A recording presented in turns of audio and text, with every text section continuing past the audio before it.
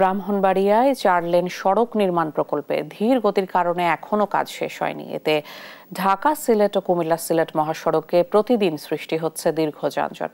এ নিয়ে বিস্তারিত জানাতে যুক্ত হচ্ছেন সহকর্মী মেহেদী নূর পরশ। মেহেদী, কত বছর ধরে এই নির্মাণ কাজ চলছে, বিস্তারিত জানাবেন।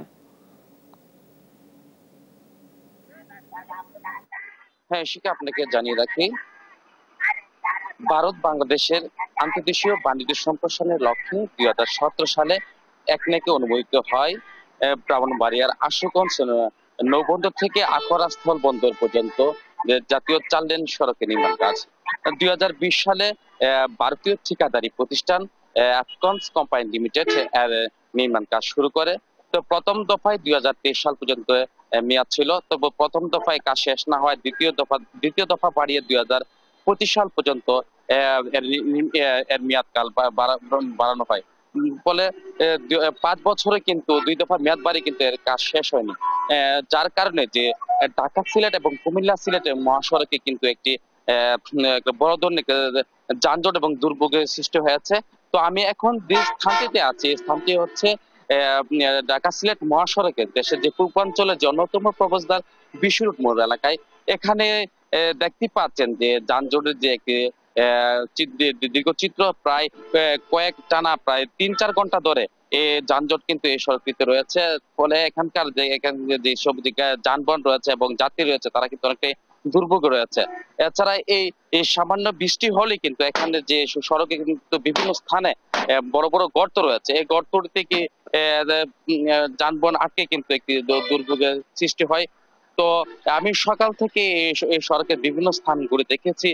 বিভিন্ন স্থানে কিন্তু যে বিভিন্ন স্থানে খানাখন্দ রয়েছে। এই খানাখন্দর থাকার কারণে এখানে যে যানজটের যে তীব্র মাত্রা কিন্তু অনেকটাই বেড়ে যায়। তো আমি এখন কথা বলবো যে খাটিয়াতা হাইওয়ে থানার যে ভারপ্রাপ্ত কর্মকর্তা রয়েছেন, তার সাথে যে আপনাদের যানজট নিরসনে আপনাদের হাইওয়ে পুলিশে কয়টা টিম কাজ করছে, যানজট নিরসনে আপনাদের যদি।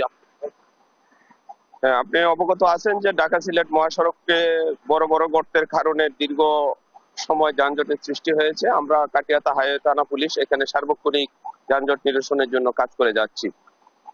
এই গর্ত ভরাট না করা পর্যন্ত যান চলাচল স্বাভাবিক করা খুবই কষ্টকর হবে। ধন্যবাদ।